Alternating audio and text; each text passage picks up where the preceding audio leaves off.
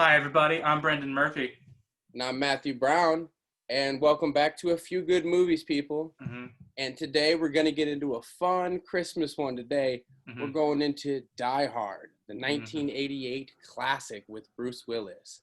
But before we get into the fun stuff, let's do the dirty work. Go ahead and just click that like, click the subscribe, throw a comment our way. Just do it real quick. It takes 30 seconds, means the world to us. Okay, Absolutely. I said my part, Brendan. Let's do this. All right. So, as you said, talking about Die Hard, a Christmas classic, which I guess we should go ahead and get this discussion out of the way first, since it's on everyone's mind. You always got to talk about it around this time. Like, it's the main question everyone asks. Is it a Christmas movie to you, Matthew Brown? Do you consider Die Hard a Christmas movie? You know, I was watching it. I watched it this morning.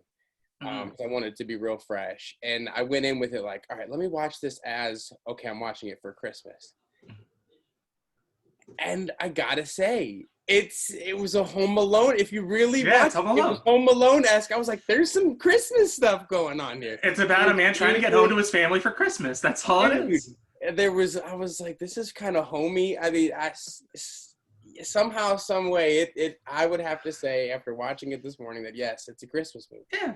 It's about family in a lot of different ways. It's about a man trying to be better for his family, reconnecting with them during the holidays. Mm-hmm. Yeah, I think it's just, I mean, here's the thing with most Christmas movies. I feel like a lot of them, if you just take the Christmas out, they're not Christmas movies for the most part. Like Home Alone could easily not be a Christmas movie. I don't know, even something like Love Actually. That could just be like a standard rom-com, but like it doesn't have all the Christmas stuff in it, and like it's fine usually. Okay. Like I feel like you can do that with a lot of those movies. Now, some obviously you can't. Like obviously we just talked Grinch last week. You can't take Christmas out of that movie because it's like that's kind of the thing, right? But you know, even like It's a Wonderful Life, only like the last 30-40 minutes are set at Christmas. Mm-hmm. Everything else is like leading up to and going through why am I blanking on the character's name? Jimmy Stewart's life up to that point. George Bailey. How could I forget?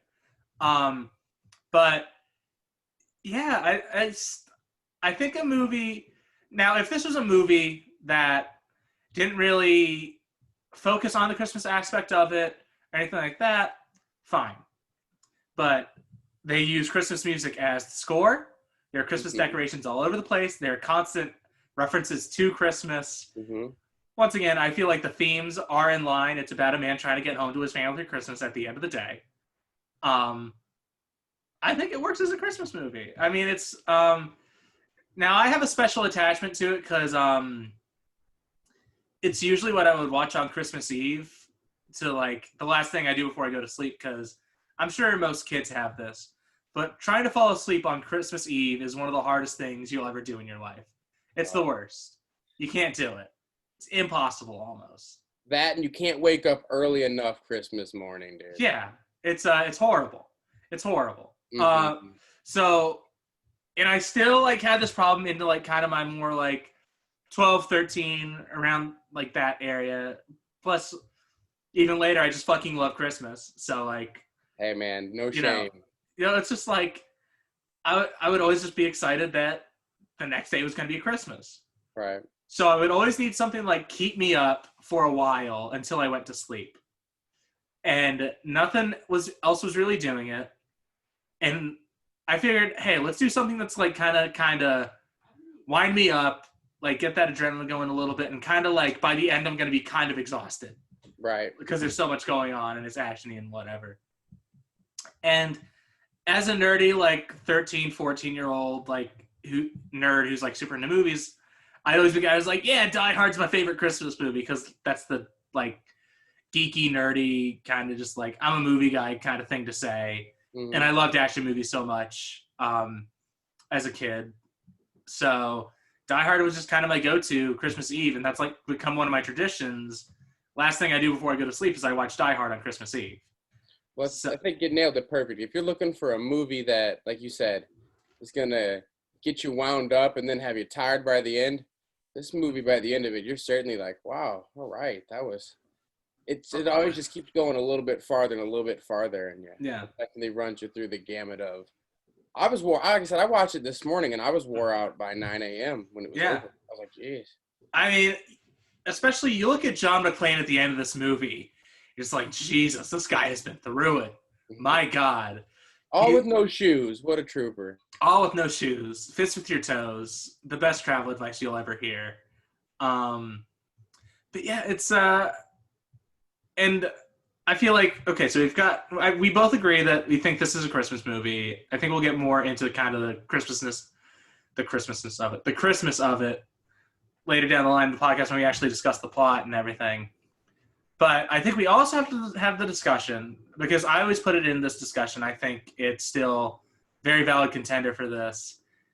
I also feel like it's like still maybe one of the top 3 action movies ever made, if not the best action movie ever made, for me personally. I just think it's kind of perfect. It's all the thrills. It's, for me, still the best action hero.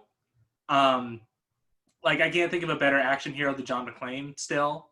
Okay. He still gives me everything as far as this imperfect guy who is vulnerable, gets hurt, but ultimately gets the job done. He goes through a lot, but still, you're with him all the way.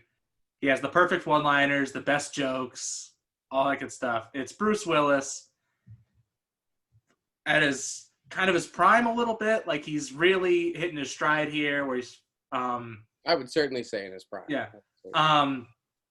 He's been on his TV show for a little bit. He's just really starting to get into movies. And then he has Die Hard. And then it's, after that, it's just, he's a massive movie star after this. So, yeah, I don't know. What do you think? Are you kind of... I don't know. That's why when you said that, that's a massive statement. So I wish... I don't know. I'd have to really think about that. You mean top 3? You're saying even number 1 action movie of all time, best action hero? Yeah, I mean, it's just, man. I think the script is airtight. I think it has one of the best, just scripts in general, ever. You're not wrong. I think it's so thrilling still, no matter how many times you've seen it. All the action set pieces are very well done. It has some of the best side characters of any movie ever. Like, we were talking about this right before we started recording. There's like 10 characters or so that you walk away from this movie like, I fucking love this guy. You have your Argyles, you have your Sergeant Al Powells, you have Johnson and Johnson, you have Sergeant Dwayne T. Robinson. Mm-hmm. You have what's his name? Coked out guy. Ellis, yeah. You've got Hans Gruber, still in my opinion, one of the best villains in an action movie. Once again, if not the best. Damn, Alan Rickman, incredible. There's still Alan Rickman jokes to this day about his voice and the way it's iconic, man. Yeah. Well, it's that thing where he wasn't a guy who was in a ton of movies or everything, and then he's in this movie, and everyone goes, who was that? Mm-hmm. And how can we get him in like 50 movies now? I need it. Because he's so incredible in this movie. He's so alluring, but still kind of like off kilter in the best ways. He's super creepy. Obviously, that voice is perfect for Eastern European villain who's gonna like take over fucking Nakatomi Plaza. Yeah, I don't know. What do you think is in conversation? Like, what would you put up against it? God, my mind's racing. Oh man. Because for me, whenever I'm having this conversation, it's Die Hard is always kind of one of the top tier. Like, that's a number 1. That's first round pick every single time for me. Give me like a top 3 or 4, maybe 5. So off the top of my head, this Mad Max Fury Road. Okay. Raiders of the Lost Ark. Okay. Mission Impossible. Now, this is where it gets... I'll only leave it to one. Mission Impossible. I go Fallout. I know some people go Ghost Protocol with it. Some people go Rogue Nation. Personally, Fallout for me is the one that I choose to like kind of put in this conversation. Yeah, I feel like I would have to put like James Bond in there, 007. I would have to put what's the one? Not the most recent guy to play it. What's his name? Pierce Brosnan. Goldeneye? Yeah, I mean, Pierce Brosnan growing up is one of my favorites. For sure. God, who else? What else gets put in there in terms of like? Also, I gotta throw in Fast Five because obviously, Fast Five. I gotta throw that in there for like a second. That's fair. That's totally fair. I Mhm. don't know. I'd have to really sit and think about that. Because that's I mean, you also have like your Terminator 2 is obviously another big one. that one ran through my head because Terminator 2 is one of my favorite movies. Terminator 2 is I incredible. just didn't know if we were. I guess I was trying to find like the coolest action heroes. Because you think back to Stallone and Schwarzenegger, obviously they're the two biggest Yeah. in conversation. Hmm. See, as far as Stallone, for me, like my favorite thing of his is Rocky, who's not an action hero. And Right. even if I'll go back to Rambo, like I like Rambo, but it's doesn't go anywhere near touching John McClane for me. I would agree with that. Or It, maybe like I would say Arnold Schwarzenegger and the Predator. That shit's pretty crazy. Dutch is pretty great. Um, but it's still that thing where Schwarzenegger is this untouchable, godlike figure who's just this massive person who seems He's unstoppable. regular size, dude. We're talking about he's regular size. Yeah, look at his arms are as big as me. What are you talking about? Dude, he only won Mr. Universe. Come on, he's not. He's only the Terminator himself. Yeah, He literally that's his thing is he's the Terminator. He's so scary and massive. But like that's the thing is, the thing about that I feel like why everyone is so attached to John McClane and everyone relates to him so much because he's for the most part just a regular guy in this movie. Has a regular job. He's just essentially like a beat cop kind of. They don't go too far into like what his rank is and everything, but like he's just a regular old cop from New York. He's Bruce Willis. He's not this massive guy. Obviously, he's in shape, but he's not like a Schwarzenegger or Stallone where he's just absolutely ripped. No, not in this movie. Not at all. He's pretty small in this movie. He's already getting his like receding hairline a little bit. Yeah.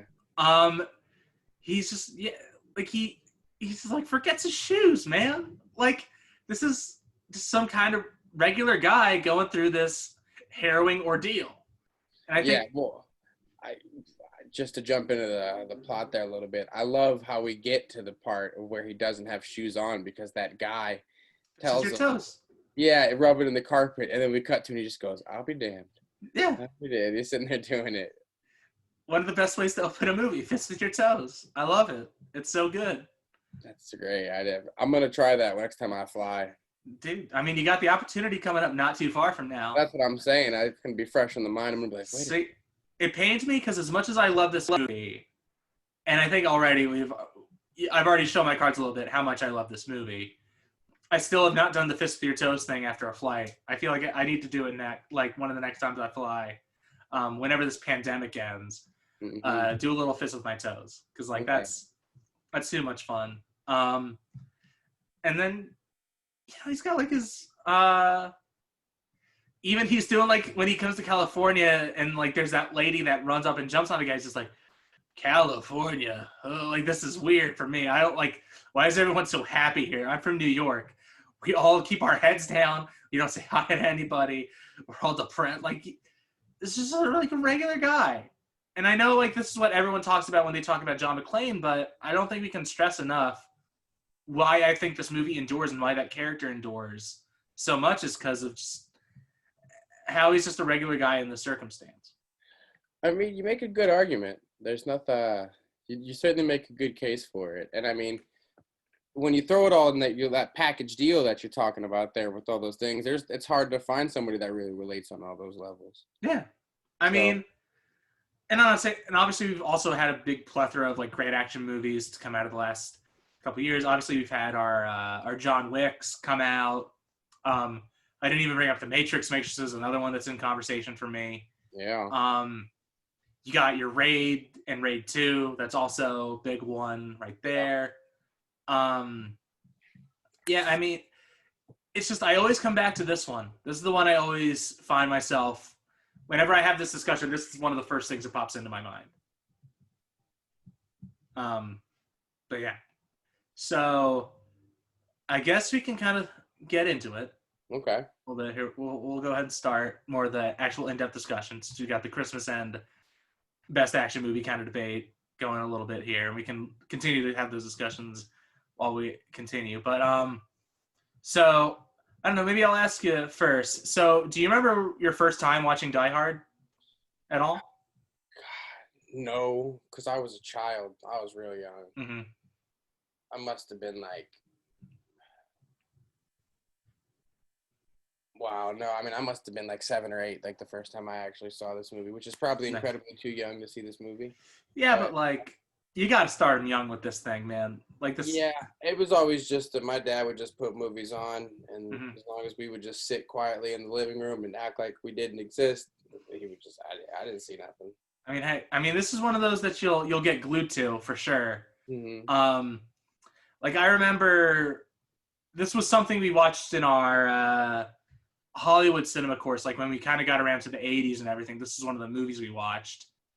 And dude, as much as we were kids who were about, I don't know, I guess probably about 30 years removed from when it first came out. I think it was around the time of the 30th anniversary and everything. Everyone was glued. Like, you could hear a pin drop. Everyone was laughing. Even the people who hadn't seen it, like at the end, were surprised. Like, holy shit, that's the one that everyone talks about. Like, I thought it was just like a dumb action. Like, no, this is actually one of the best things I've ever seen in my life. Mm-hmm. Because it'll just draw you in. I mean, we already talked a little bit about the script, which is maybe we can get into next. I guess I'll just quickly run through my first experience with Die Hard. I'm kind of not as similar, but I remember it's one of those things where I've watched this movie so much that I can't really remember the first time I watched it. I remember, I think just, I was always a big fan of Bruce Willis as a kid. I forget exactly what, but he was in his he was doing more kids movies and stuff around like the 2000s. So what movie brought you into Bruce Willis? Like what was the movie that made you like Bruce Willis? What movie brought me into Bruce Willis? I don't think I even know that answer myself. See, let me do a quick little digging, because obviously I was young, so I want to say Over the Hedge is maybe my first Bruce Willis movie. That'd be crazy. I remember seeing The Kid in theaters. I remember that was a big one for me. Okay. Let me... IMDb, here we come. We got to check it. Obviously, Ocean's 12, big one for us here over the few good movies. I'm trying to figure out what it would have been. I think it might have been, because I don't know if you know this about Bruce Willis. Not a ton of children's movies that Bruce Willis is in.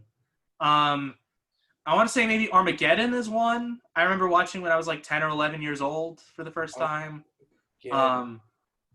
Big fan of that one. We haven't ever gotten into the Michael Bay discussion on this podcast yet, and eventually we will, but like... All right, of course. I fucking love me some Armageddon. I love me some Michael Bay. Yeah, I'm looking here. I am trying to figure out what was maybe... Pulp Fiction, but I didn't see that till I was a little bit older. I did not see that until much later in life. 12 Monkeys, no. That's the thing is, I always rave about how great Bruce Willis has been. Like, when did I actually start watching Bruce Willis? I mean, The Sixth Sense. I mean, like I said, it might have just been The Kid and Over the Hedge for me, like around it. Like, I just remember, like, The Kid was big for us. Like, I don't know why. I think it was because my dad really liked Bruce Willis. Okay, I saw Sin City for sure. But, like, because, like, my parents, they had a bunch of Bruce Willis, like, the whole 9 yards they had, Armageddon they had, I think Sixth Sense was around. But, I think it's also just one of those things where, like, he was a huge movie star and kind of everyone knew who Bruce Willis was. Definitely. I feel like, honestly, I probably heard about him, like, through my dad talking about him, if I really think about it.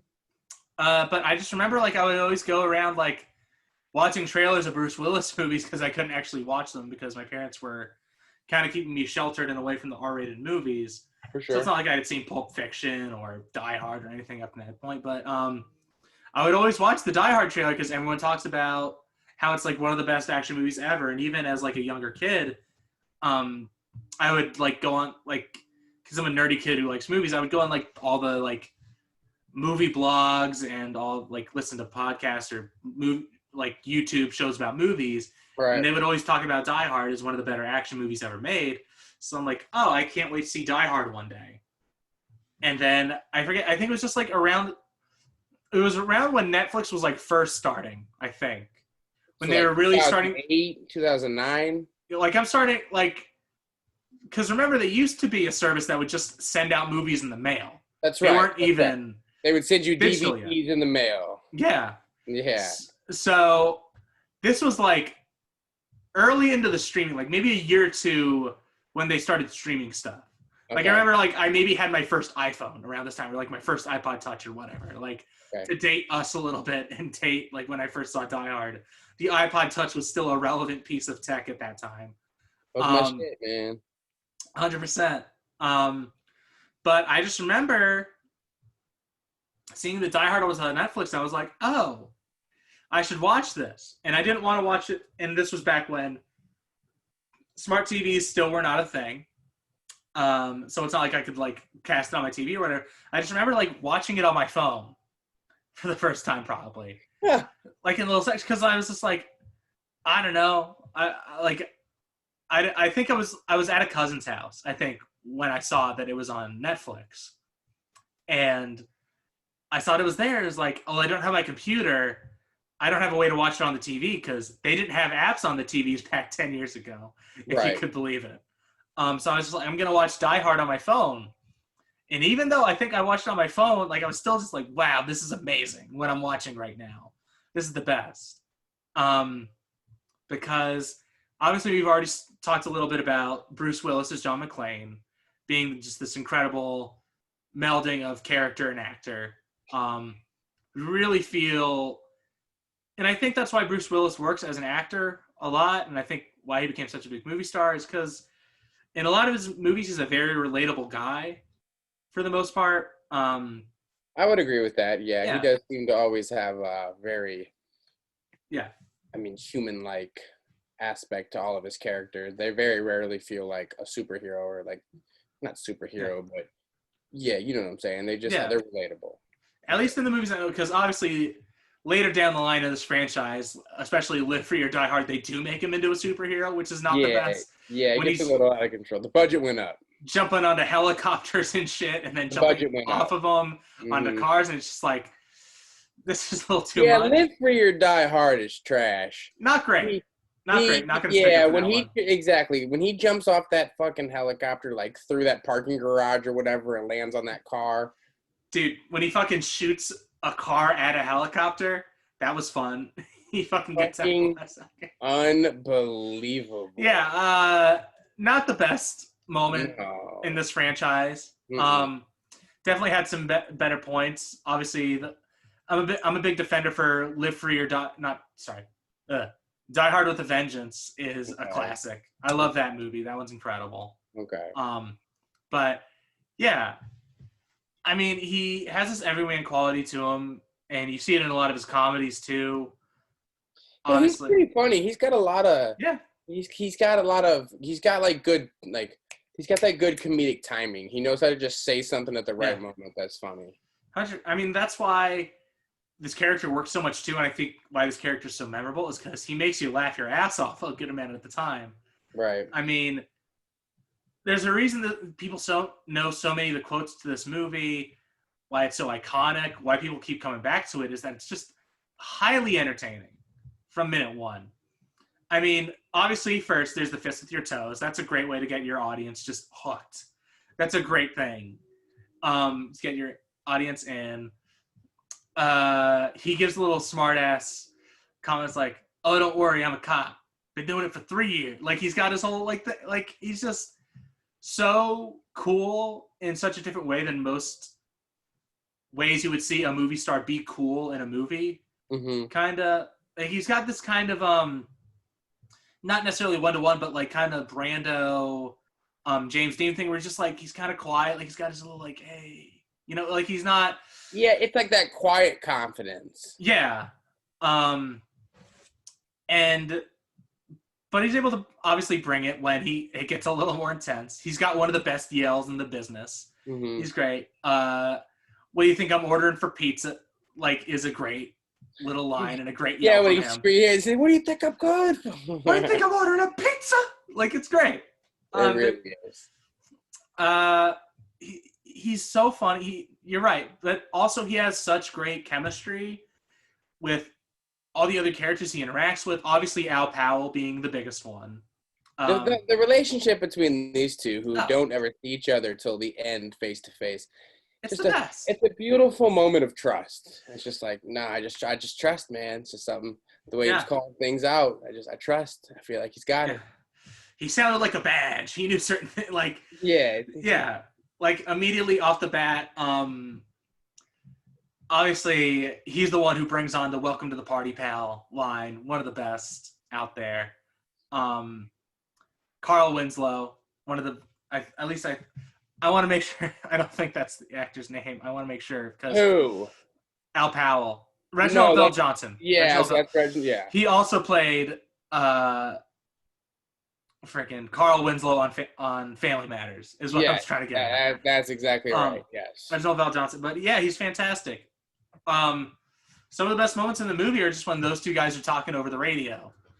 A lot of good stuff there. Like, feels like, it just feels like shop talk around like two guys like at the office, just like, oh, what are they doing? Like, they're cops. I don't know. There's just like a certain way they're able to talk to each other, how they communicate.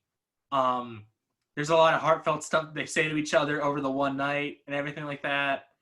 Obviously, there's the story he goes into about how he shot a kid and how it's haunted him for like the last however long. Yeah, that's messed up. He shoots a 13-year-old. He's like, I shot a kid. Yeah. Like, damn. All right, dude. Yeah. That'll fuck you up. Yeah. He's like, so I couldn't do it anymore. Which is a little strange that his big triumphant moment is that he shoots another person, but that's neither here nor there. Yeah, I couldn't figure out if I loved that or hated it because he did it, and I was like, oh, it came full circle. But then I was like, I can't not love it, honestly. I can't listen. I get the ramifications. I get like what's not great about it, but also the moment's so good when like John like looks up and he's like, oh my God, you saved my life. You saved me and my wife. Especially fucking Carl. He's got his AUG H-bar, fucking whatever. He's like hoisting it overhead. He's got his crazy look in his eyes doing he's like lowering. Yeah, he's just right down the barrel. It's like, all right. It's fantastic. I don't know. I have a hard time saying anything bad about this movie, honestly. Like, any of its shortcomings, I'm still just like, yeah, who gives a shit? It's like, this is one of those perfect movies for me personally. Let's talk about how great Dwayne T. Robinson is. Oh. Well, listen to me, Dwayne. That's one of the best.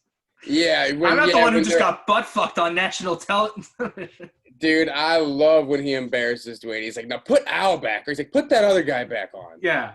Dude, it's just, he's one of the great assholes. I mean, obviously, he's also in Breakfast Club.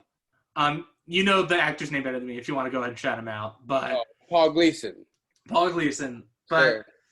Great asshole in movies of the 80s, also in Trading Places, another great villain performance. He's so good in this and Breakfast Club. He's like what's the guy who plays the bad guy in Ready Player One? What's his name? Ben Mendelsohn? Yeah, he's like a Ben Mendelsohn type. Who's just like he plays that guy. He plays that guy real well, that asshole. See, but like here's the distinction I'll make between those two, because Ben Mendelsohn is so slimy and reptilian and so on. He's a dirtbag. Yeah, if I met him in person, I'd be like, dude, something about you just rubs me wrong. Listen, I fucking love Ben Mendelsohn. He's one of my favorite actors working today. Whenever he's in a movie, like I know whatever the quality of the movie is, I know I'm going to get a great performance from Mendelsohn. Mm-hmm. Usually the favorite part of any movie I watch him in is Ben Mendelsohn. I fucking love that guy. That's fair. He's one of my favorite. Yeah. One of my favorite things to come out of Star Wars over the last decade has been his performance as Krennic in Rogue One. He's fantastic. I see more Paul Gleason as a corporate dirtbag. Like he's more part of the establishment. Obviously, he's the principal of the school.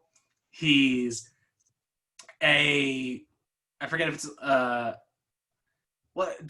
know they say his rank or whatever, but like he's high up in the police department. I think it's Sergeant Dwayne. Yeah. See, but I think isn't it Sergeant Al Powell? You're right. So it's not Sergeant Dwayne. It's Let me check on oh this. man, who Because I'm is it? sure they said no, just Dwayne T. Robinson. But like, he's a suit.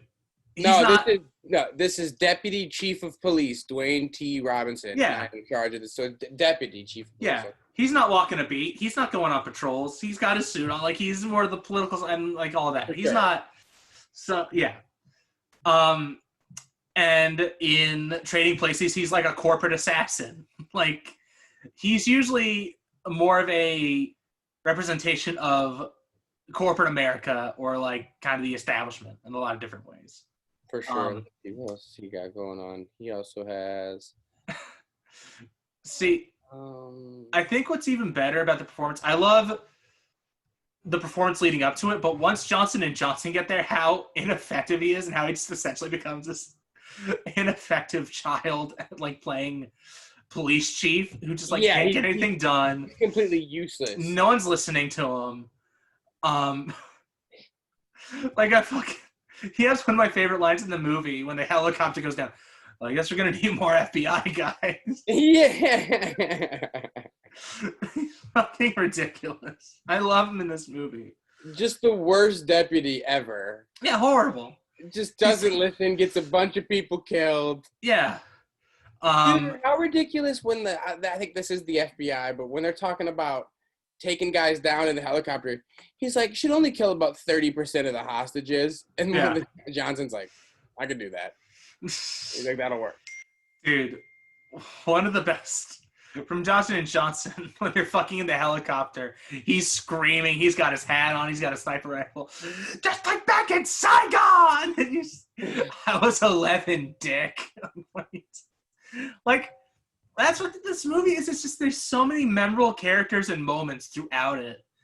Like, set aside that the script is perfect, set aside that the performances are great. It's just every interaction is just so much fun. I remember like vividly each one. Like, I watched this before we did this today, but I could still just like I could do this podcast without even having watched the movie just because I remember so much of it. Right. It's just fantastic. It's so funny. The action itself is so great. We haven't even gotten into any of that, but it's just so goddamn entertaining. Like, every scene, there's someone I'm vastly interested in seeing more of.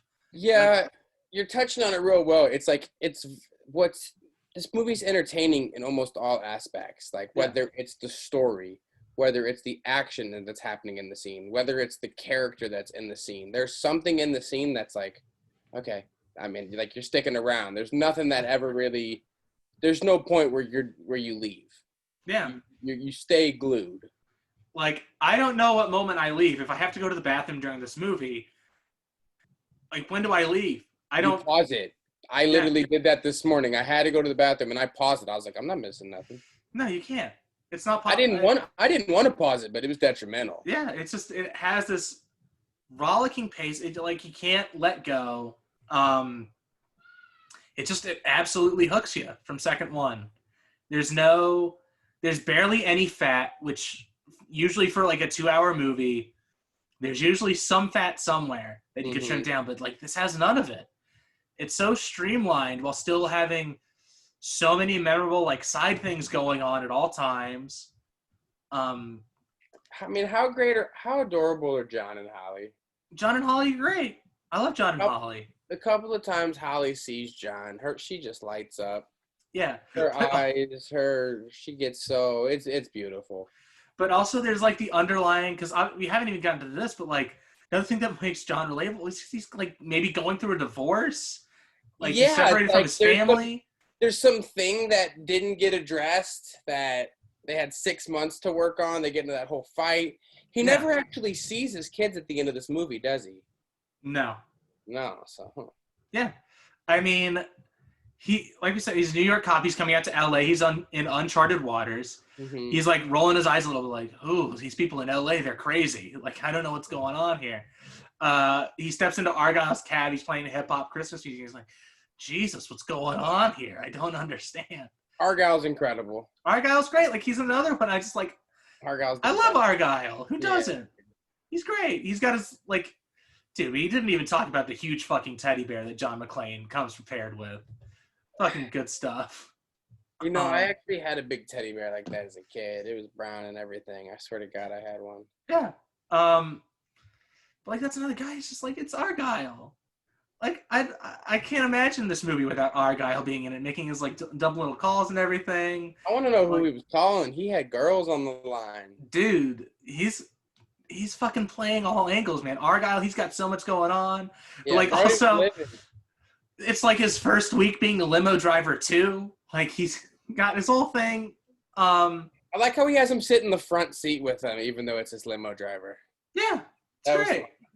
For sure.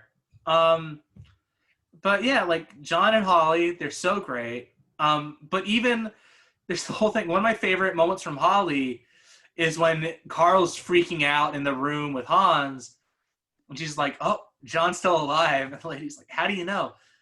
No one else can make someone that crazy except my husband John. That's the guy who's gonna drive you that crazy. Oh, John's still alive. Yeah. It's so nice. It really is. And that's why I feel like the moment when they're finally together at the end works so well. Because of the few moments they're able to spend together. And of course there's a lot of that discussion being had with Al as far as what's going on with his marriage. And when he's like crawling through that bathroom and there's blood all like coming all out of his feet after they shoot the glass, which, dude, shoot the glass. Smart. Never forget. Smart. Incredible. Hans Gruber. Incredible line. Like, take notes. Dude, I love that line reading. Shoot the glass. Like, I fucking love it. It's so good. I can't wait for the Alan Rickman section of this podcast we're going to have at some point very soon. But when he has his whole speech about, like, I just want to tell her I'm sorry for all that I did. I know I fucked up. I know I didn't handle this right, but I love her so much. Like, all the work is done. And it's like I said, when it comes back to the perfect movie thing, I was saying, like, I think it does everything it sets out to do pretty well. I don't think it misses anything. I think everything is pretty well handled all the way down. Like, Holly isn't just some damsel in distress for John to say. Like, she makes her own decisions. She's very active in the story and not just somebody who, like, stands by the sidelines. She's talking to Gruber. She's trying to make plays for, like, people to be able to be taken care of in this situation. Mm-hmm. She's great. She's really good in this movie. Shout out to the actress, Bonnie Bedelia. She's fantastic in the movie. She gives a great performance. Got a sweet old Rolex from the Nakatomi Corporation. Good stuff. Fucking Alice. The beautiful Ellis. Yeah. Show her the watch. Yeah. It's a Rolex. Don't be ashamed. Fucking Alice is such a dirtbag. Yeah, fuck Alice, dude. He's fucking great. When he's sitting there trying to play John, he's like, huh? He's like, improv, huh? You see this? Yeah. Fucking Coke Hound. I love. Yeah, fuck him, dude. He sucks. I fucking love him though. I fucking love Alice. I would hate Hans, Bubby. Fucking. I read Time magazine. I watch 60 Minutes. Like, yeah, he's fucking great. He said, "See, what did he say? He said, it's not what I want to ask for. He said, it's what I want to. What I want to offer you. Something like that. Give to you. Yeah, I botched it. For sure. But even when they're doing the big thing where, like, Hans is about to kill him, it's like, Hans, what are you doing? This is radio, not TV. Like, he's just till the end. It's just like, can you stop being a jerk for like 5 seconds? Ellis is he's a piece of work. But like, Ellis would have worked at, oh God, let it not slip my tongue. Oh God, come on. What is it, dude? Fucking. What are we thinking? The Wolf of Wall Street. What was the name of Stratton Oakmont? Stratton Oakmont. He would work at Stratton Oakmont. Yeah. For sure. He essentially does in a couple, like, he'd be there for New Issue Day. He's living, dude, freaking New Issue Day. Motherfucking cocksucking New Issue Day. Yeah, he wouldn't be cleaning out a fishbowl, that's for damn sure. But, like, even, like, he's fucking, the first thing I think we see him do is he's fucking snorting coke off of Holly's desk. awesome. It's fantastic. Like even John's like missed a spot. That's the first thing he says to him. I like how he blatantly like brushes it off real hard. He's like, like he didn't just do that. Like, oh yeah, that was smooth. Didn't work at all. He's got it all over his fucking hands, all over his nose. Like he's bad at this. He's a like moron. John McClane, cop. Yeah, but like that's the thing. It's just like it captures that corporate thing so well, too. Like it's just, yeah. I mean that's one of those fucking like '80s yuppies like douchebags. It's like perfect for this kind of movie. And he's so good at it. He's so scummy, but also so entertaining to watch. He has some great lines in the movie. Obviously, Hans Booby, I already shouted out. That's one of my favorite fucking things. Dude, he gets to have a nice little Coke right before he dies. Solid Last Supper. Mm-hmm. Always hate that he like gets a half glass full of Coke. The fizz is unbelievable. I've watched this movie too many times to notice that.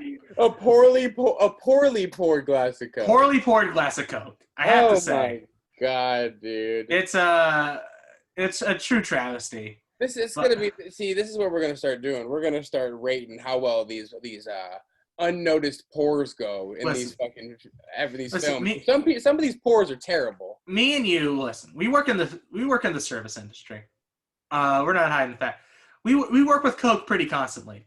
Coke is one of the fizziest sodas out there. You gotta let it drain. You gotta wait a while for it to fucking go down. A Coke is never good in one go. Never. No. Sprite, very easy to get in and out. Coke is the worst for it. Honestly, if it's a Powerade, have at it. Yeah, no fizz at all. But like Coke, it's like half the thing. Yeah, they played him on that last Coke. They sure did. That's his last drink he's ever gonna have. Yeah, but you bastards, you better make this thing. Put some ice in it. Come on, a room temperature Coke. Dude, room temperature Coke in a can, like it's not what you want. Yeah, it's not. Honestly, it's not a good last meal at all. It's bullshit. No, for sure. So I think that can kind of lead us into the Gruber situation a little bit. So Alan Rickman. I mean, my God, he's so good in this movie. Dude, he's Alan Rickman. See, and I feel like the reason at the top of the show when we were talking about like how this stacks up in conversation for best action movie ever, one of the things I always point to is I feel like most action movies are trying to be Die Hard for the most part. We're trying to copy Die Hard in a lot of ways. You think so? I think so, because honestly, you look at a lot of like the bigger action movies, like, oh, it's Die Hard on this, it's Die Hard on that. Like, there's a whole genre of Die Hard movies. Okay. Like obviously you have Air Force One, which is Die Hard on a plane with the president. You have Die Hard in the White House. You have two of those. You have Die Hard on a boat under siege. That's another one. You have Die Hard with Steven Seagal. Yeah, it's a great movie, dude. For sure. You have kind of Die Hard on the plane again with Con Air. Steve Buscemi. Oh man, he's great. Oh man. You have kind of Die Hard again, like Raid and Dread, which are like kind of regarded as two of the better action movies like the last 10 years. Like kind of Die Hardish, where they're just like, you know, they're in a tower, they're trying to get to the bad guy. And you know, it's just, I feel like I see it everywhere. But one of the main things is like, I feel like every movie villain in these action movies is trying to be Hans Gruber too. Like, I feel like this is the top of the pile. This is top of the heap. This is cream of the crop right here. Is Hans Gruber. I'll give you the Hans Gruber for sure. The movie as a whole, I don't know if I agree with you as much as, but certainly the Hans Gruber. Every bad guy is trying to get to that Hans Gruber level. I certainly agree with that. Yeah, he's the best. Yeah, he's great. He lays the ground for all of it. He's the most fun to watch still. He's one of the most charming. He still, every time I watch it, I feel like I still can't get a perfect beat on him. Like, I still can't figure him out 110% as far as, like, why he does this way or, like, whatever. I mean, at the end of the day, I love that he's just like, I'm just a thief, man. Like, I might dress, like, really well. I might have this, like, European sensibility, but, like, I just fucking like robbing shit. Yeah, he's like, whatever. I want to make some money. Yeah. And I'm really good at this. Like, his whole, like, It's just a common thief. Excuse me, I'm an exceptional thief. How dare you? Yeah, he gets pissed and he said, you better watch what you're saying because I'm about to be Put some moved respect up on that name. Like you have to. He's about to be moved up to, what do you say, kidnapping. Yeah. And I mean, his crew is incredible. We already talked a little bit about Carl. Carl is great. They're all great. I don't remember most of their names, but they're all really good. I'd say I remember maybe like 3-4. Like I recognize almost all of them every time. I'm like, oh fuck yeah, it's that guy. But it's like Carl. I forget his name, but Carl's brother. You got Theo. Theo's one of my favorites. As kind of the like foil to Argyle a little bit. They've got their own thing going on, Theo and Argyle. Theo, like all of his little commentary throughout the movie, where he's just like trying, like making dumb jokes about like what, and the quarterback is toast. Like I fucking love that shit. The fucking dumb, like when they're first walking into the building, him and Carl, and he does this whole like little basketball commentary before like they shoot the guy. Like, yeah, and he's like passes over to Magic the bar, and then he's like, and then he just shoots him. 2 points, like it's or like something like that. Some of my favorite interactions in the movie are between Hans and Theo. I fucking love. I'm gonna need a miracle to get through the safe. Theo, it's Christmas. It's a time for miracles. So be of good cheer. Like there's like all this. They have, like I've said, the chemistry between all these characters is so. It's unmatched, honestly. Like I can't think of a movie that has this many characters that like I love so much, that I love seeing interact with each other, that I love like each one trying to like have the best joke of like this minute or that minute or whatever. And there's so many little details. Like we talked about this before, but like Al Long, who plays another one of Gruber's henchmen in this movie, who's in a lot of other like bigger 80s action movies. Like he's in Big Trouble Little China. He's in Lethal Weapon. But like he grabs the candy bar under the thing. Like, and we talked a little bit about The Grinch, but like this movie has so much character to it. Mm-hmm. There's so much little details that I'll always like love about this movie. It's something like Fist with Your Toes. Like that's such a dumb little thing that why do I remember that? Why is that at the forefront of my mind? But like I'm able to pull it because it's so memorable and it's so fun. Yeah, well, since you're touching on the bad guys, the guy who John takes the submachine gun away from, like that first guy, the brother. Why does he suck so much with that submachine gun? The way he like holds it up, and he just looks so terrible at the way he trips those corners. Now here's the thing: you can kind of tell this from his few interactions with other people in the movie, but he's a tech guy. Like he's the guy going to cut the phone cords. He's the guy who like needs to do that. He's the one like yelling at Carl like, "Don't cut him yet! Like I need to figure this out and like do this." Like he's more the tech guy. He's kind of more in Theo's camp. He's not he's not the muscle, but he's the guy closest to the top. And he's like, "Well, I have a fucking machine gun. I don't think this is gonna be anybody. I think it's just like some secretary who's hiding up the stairs. I don't know that it's John McClane." Right. Right. So he's just like he's trying to scare him a little bit. Okay. And he gets toasted for it. But yeah, he's just like, I just don't think he knows his way around that thing very well. That's all.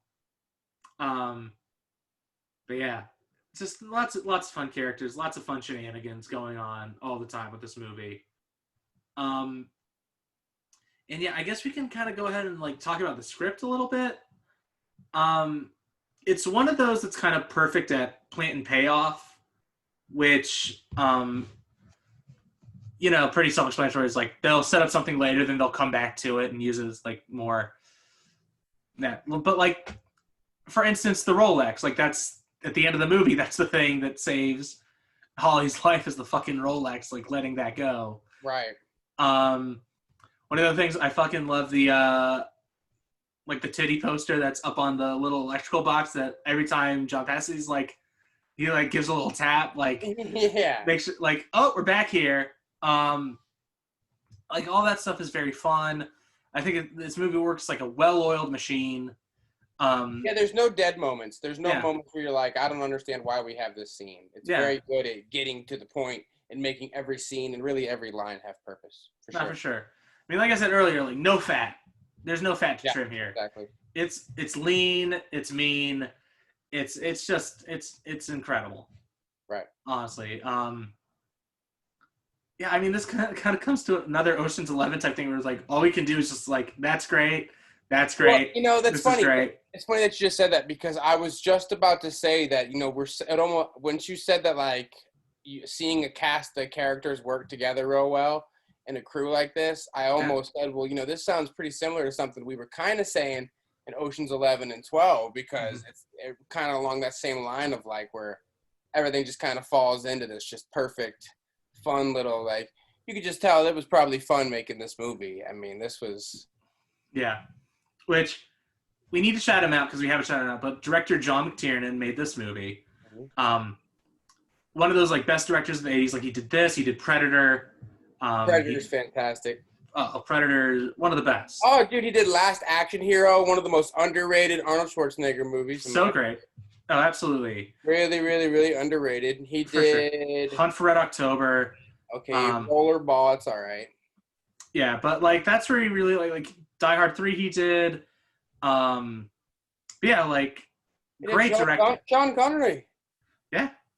But so R.I.P. and Alec Baldwin. Mm-hmm, for sure. My bad. I'm No, you're good. It's a shame, but like it's a shame. I think he was in prison for like a good part of like the last decade or two. Jeez, I think for something like I forget exactly. It wasn't anything like. I think he was like spying on some people that he worked with a little bit, like something like that. It was a weird thing. I'll take a quick look so we can kind of get to the bottom of this, but doing a little bit of spying, huh? Doing a little spying. Like I think he like let me check because I don't know too many details about the situation, but I know that he went to jail at some point. Yes. So on April 3rd, 2006, McTiernan was charged in federal court with making a false statement to an FBI investigator in February 2006 about his hiring the private investigator Anthony Pellicano to illegally wiretap Charles Roven, the producer of his film Rollerball. So yeah, he was hired to investigate. So yeah. Why was he illegally trying to listen to this dude for Rollerball, the producer? McTiernan had been in a disagreement with Roven about what type of film Rollerball should be, and had hired Pellicano to investigate Roven's intentions and actions. So yeah.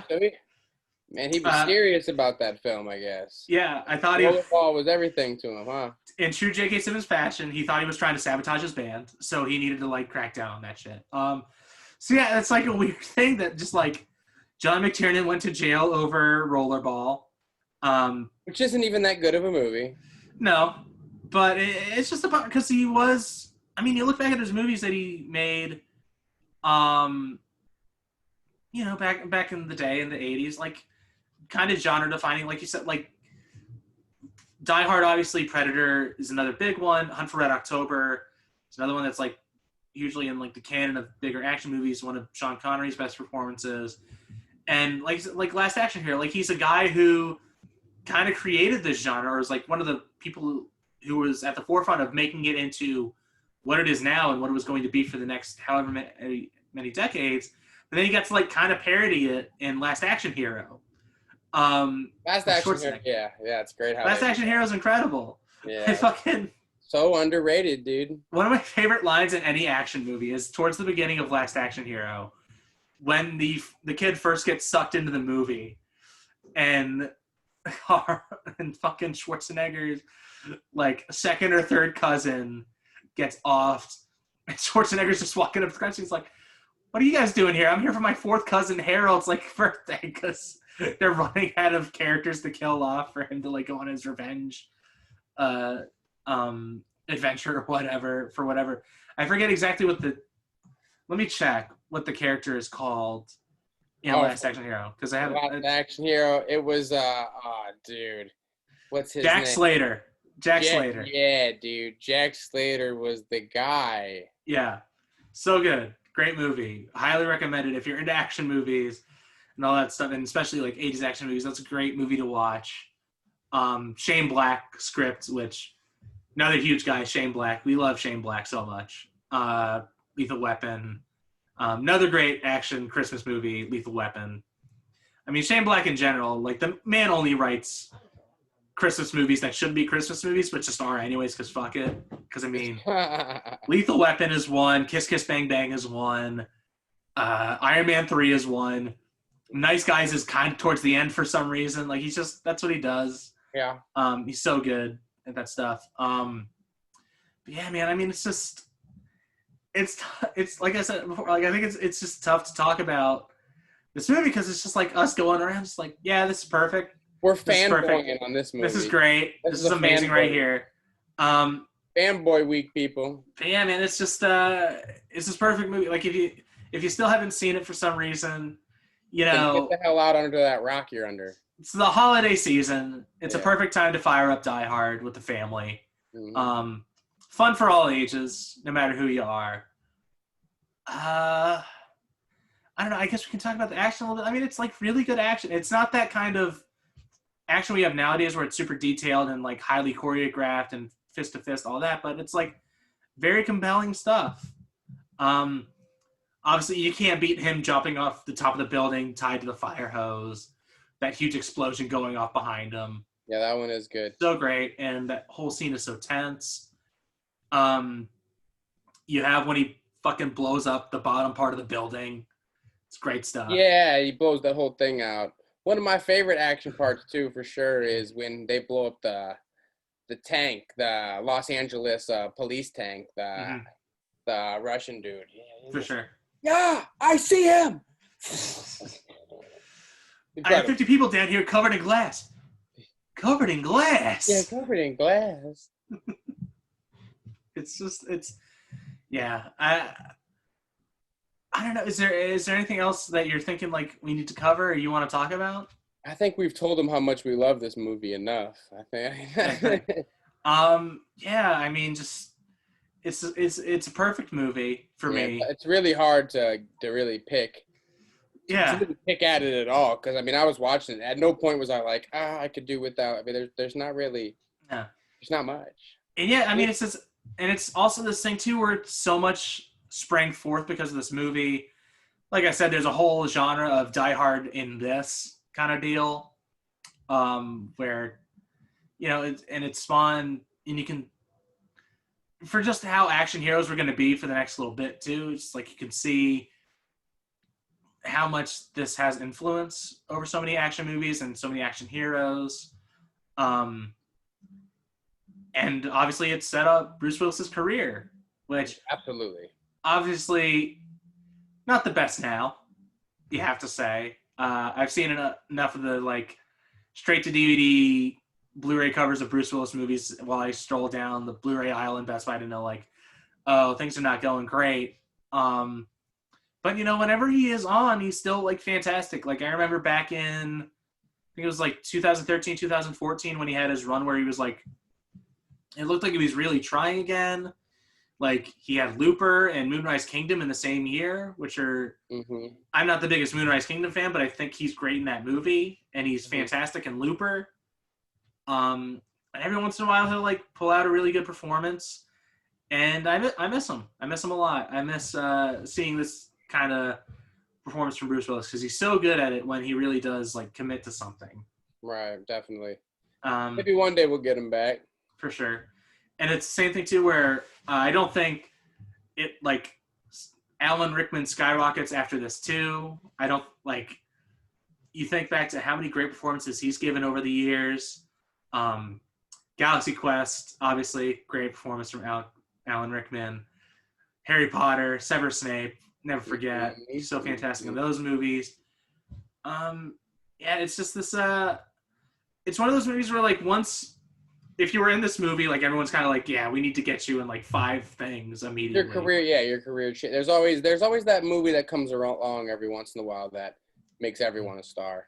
Because I feel like I've seen at least everyone in this movie in some other stuff. I'm like, oh, it's that guy from Die Hard. Oh, it's that guy from Die Hard. Oh, it's that guy from Die Hard. But yeah, man, it's a great movie. If you haven't seen it, it's great. You should watch it. I think that's about it. Is anything else you want to add, Matthew? We good? No, I think we covered it pretty well, sir. All right. Well, thank you guys so much for watching. Make sure you like, comment, subscribe. Let us know what you think of Die Hard down in the comments. We'd love to have more discussion about Die Hard with you guys. I know it's a movie I love talking about, so please leave your thoughts down in the comments.